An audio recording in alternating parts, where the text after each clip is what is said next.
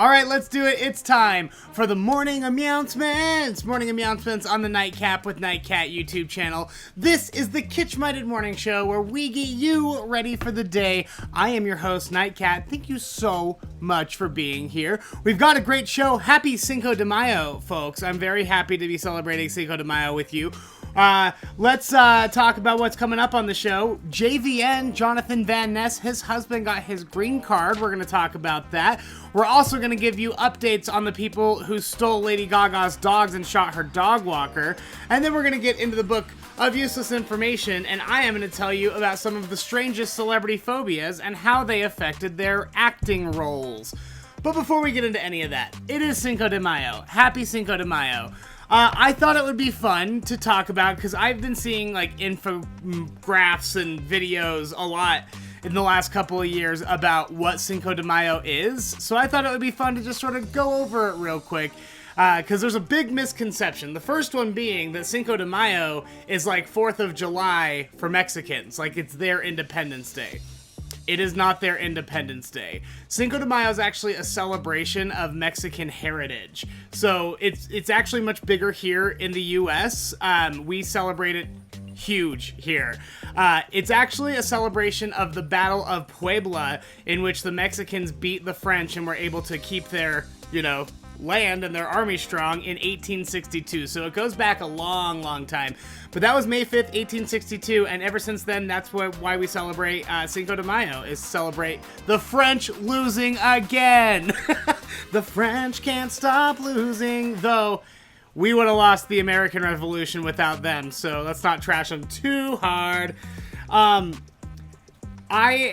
Just a reminder that Mexican heritage has played a huge role in shaping how America is today, and we wouldn't honestly be anything without our friends to the south. So happy Cinco de Mayo, and also this would be a really great time if America really wanted to celebrate Cinco de Mayo hard, to empty the concentration camps full of children. I don't think that's a whole lot to ask for. Happy Cinco de Mayo. No more child prisoners. All right, then let's get going into the Morning Mews. The Morning Mews is the part of the show where I go over the top pop culture headlines so you don't feel left behind. You got stuff to talk about when you get to work and school. And I want to get started with Jonathan Van Ness. Jonathan Van Ness, Queer Eye star, also... If you've never seen Game of Thrones, he did this recap series long before he was on Queer Eye on YouTube, where he recapped every Game of Thrones episode while he cut someone's hair, and he called it Game of Thrones. It was hilarious. But Jonathan Van Ness, he and his husband got huge news yesterday. His husband received his green card.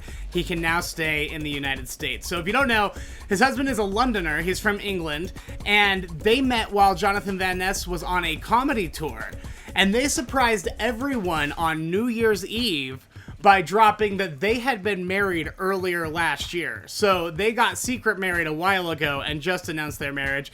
Well, there's no fear of him getting deported or them not being able to stay together because he is now an American citizen. Very exciting news.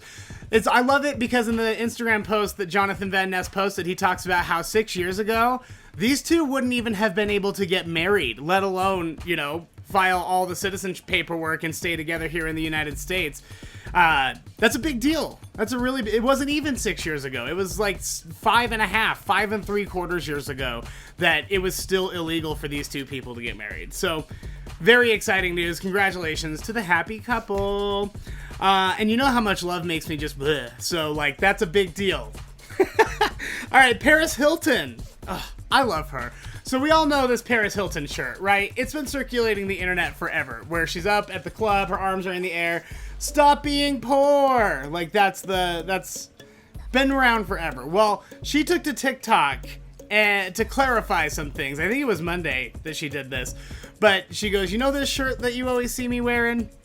That was photoshopped. I never wore a shirt that said stop being poor. And then she showed pictures of the shirt and it actually says stop being desperate, but somebody had photoshopped it out and said poor. She says the moral of the story is, don't believe everything you read on the internet. Now this is like rewriting American history as far as I'm concerned. How could you?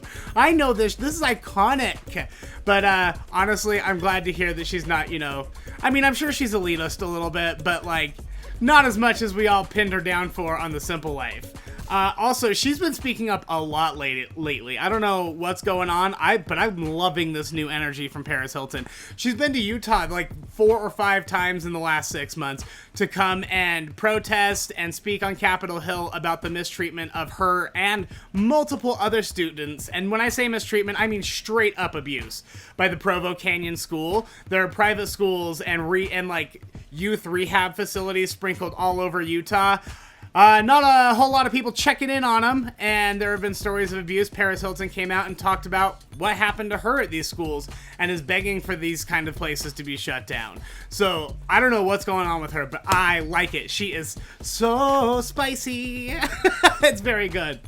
All right, rumors have been flying for a little while that Andrew Garfield will be putting on the red and blue spandex once again. And here's the thing, he's my favorite Spider-Man, so I've been very excited about this. To play in the upcoming 3rd Spider-Man movie, the 3rd Tom Holland Spider-Man movie. And I feel like these rumors really intensified after The Flash announced, on the DC side of things, The Flash announced that they were going to be inviting all of the old Batmans in. Because The Flash can run so fast, apparently he can transcend time and, like, different universes. He can go to parallel timelines. So the idea is that he's going to go through all these different timelines and universes and meet all the different Batmans in the Flash movie. Well, ever since that dropped, the rumors of Andrew Garfield and Tobey Maguire coming back for the 3rd Spider-Man have just been flying like crazy. They've caught wildfire as far as I'm concerned. Well, Andrew Garfield was on the Happy, Sad, Confused podcast when he got asked that question, and he finally broke his silence because they've all been very quiet about it, which is, again, only adding fuel to the fire here.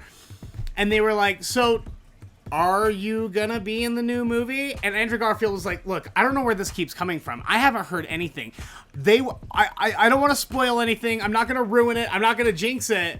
But what I'm saying is, if that was gonna happen, I would have gotten a call by now. I have not gotten a call. So that doesn't mean that it won't happen, and maybe he's just being quiet and coy because look at that little face. You know he's hiding secrets. But I'm guessing probably not. Probably not going to get an Andrew Garfield, Tom Holland Spider-Man movie, which is ridiculous. Because, again, Andrew Garfield, #1 Spider-Man. What a great Spider-Man. Love that guy. And finally, we got to talk about the people who stole Lady Gaga's dogs, because we're finally getting some details about it.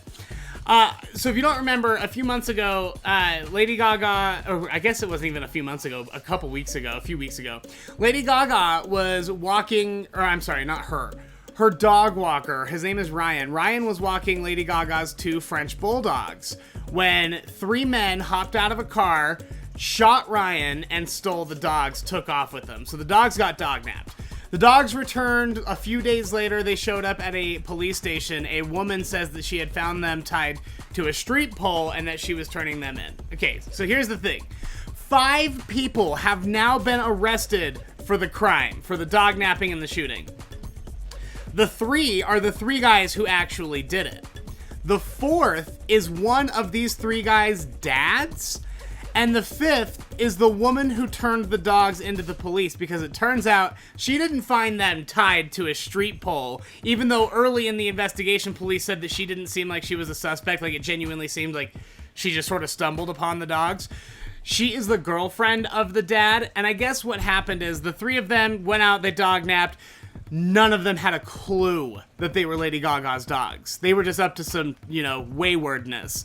So they get the dogs, they shoot the guy, they go back home, they realize what they've done and how much trouble they're in. Because listen, you shoot a poor person and take their dogs, are we gonna track you down that hard? Probably not. But if you're Lady Gaga and you shoot her dog walker and you take her dogs, bro, you're in trouble. People are gonna do something because she's rich. So, The 3 boys went to the one guy's dad, and they were like, look, man, we did it. These are the dogs. And the guy's dad was just so afraid of his son going to prison, going to jail, that he decided to have his girlfriend take the dogs in and try to keep the boys far away from it, as removed as possible. But clearly that did not work out.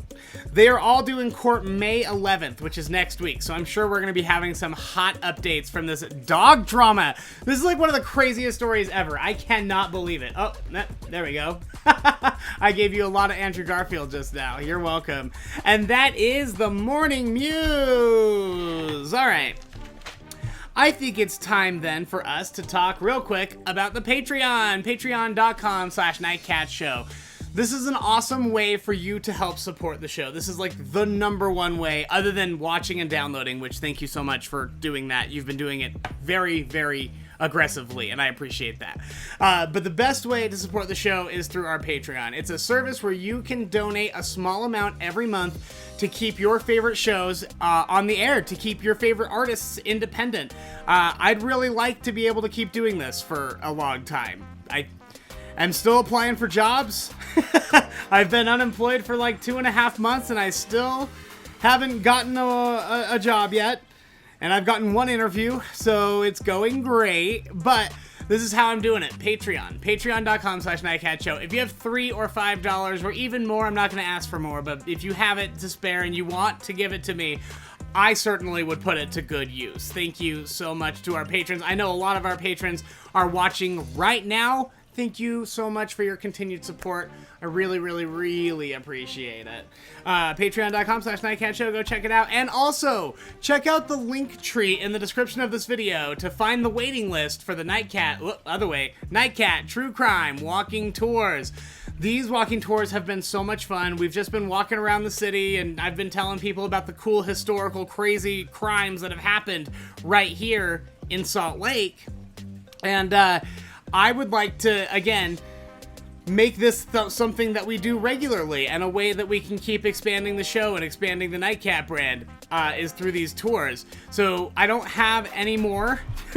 The tickets are pretty much sold out for the Thursday and Friday show. Those are the last 2 test shows.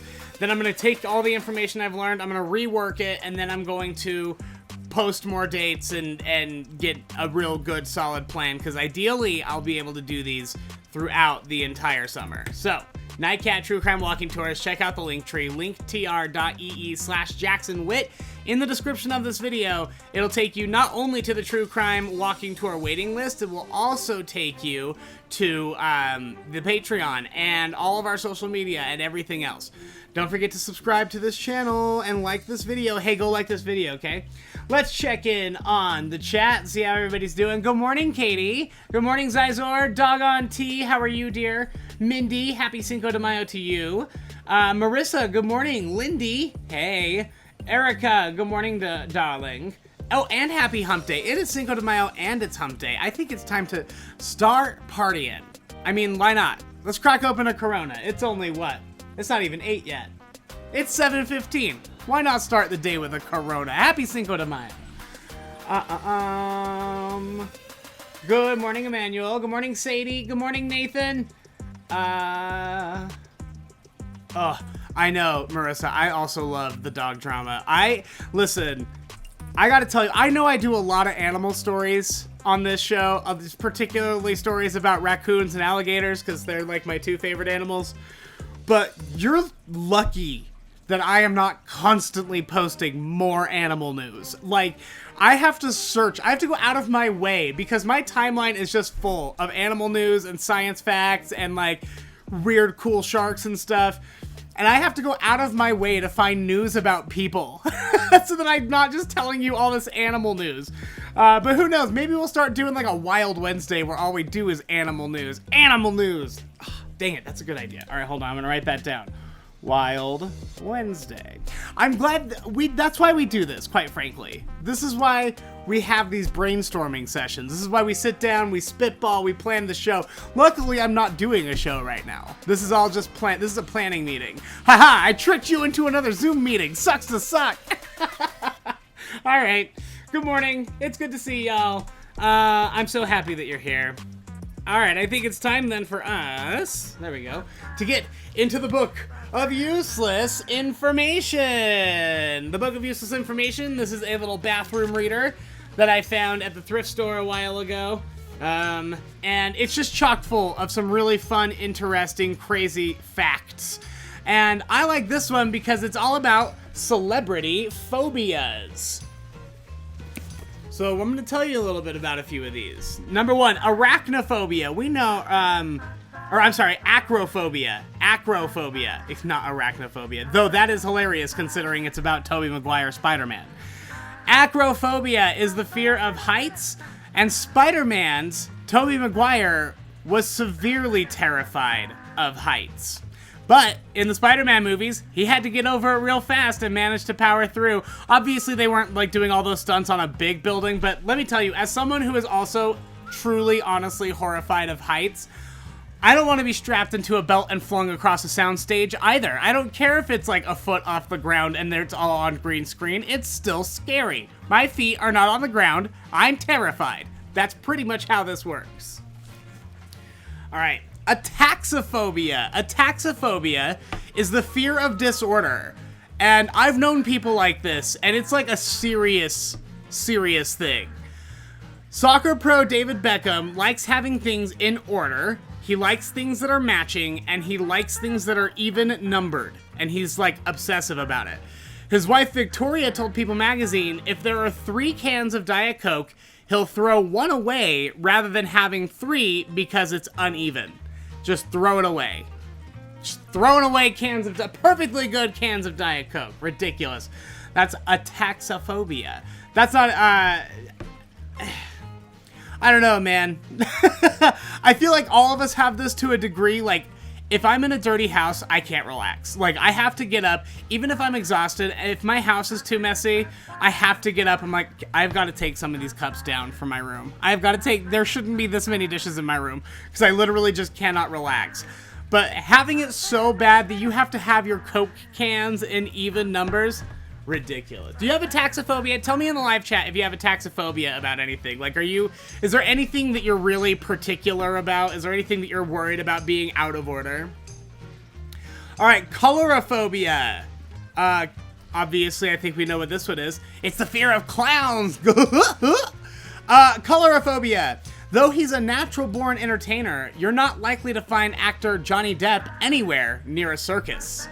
He doesn't like clowns. Something must have happened to me when I was a kid, he told Entertainment Weekly. What did that clown do to Johnny Depp? And by that clown, I mean Amber Heard. And by what, I mean I already know she pooped in his bed. I can't get over the story. I'm sorry. Every time I see Johnny Depp, I'm like, Amber Heard pooped in your bed. She pooped in his bed. It was ridiculous. All right. This is a coimet. I googled this very specifically because I couldn't pronounce it. Coimetrophobia. Coimetrophobia. Yep. C-O-I-M-E-T-R-O phobia. Coimetrophobia is the fear of graveyards. I didn't realize that they were getting so specific. But like, it's not the fear of death or the fear of like being around dead things. It's very specifically the fear of being in a graveyard or a cemetery. And you know who has it real bad? A woman who spent a lot of her career in a cemetery, Buffy the Vampire Slayer's Sarah Michelle Gellar. I guess that she had it so bad that they were gonna film at a cemetery, and for like because obviously they go to the cemetery to have all the vampire fights. They were gonna go film all of that stuff at a real cemetery, but she requested that they build a cemetery because she didn't want to go to a real one where there are a bunch of just, dead people under her. So they built it, and I'm glad they did, because the cemetery set on Buffy the Vampire Slayer is one of my favorites. It's gorgeous.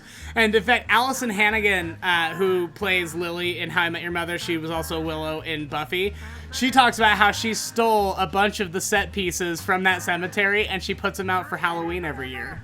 Isn't that cute? I love it.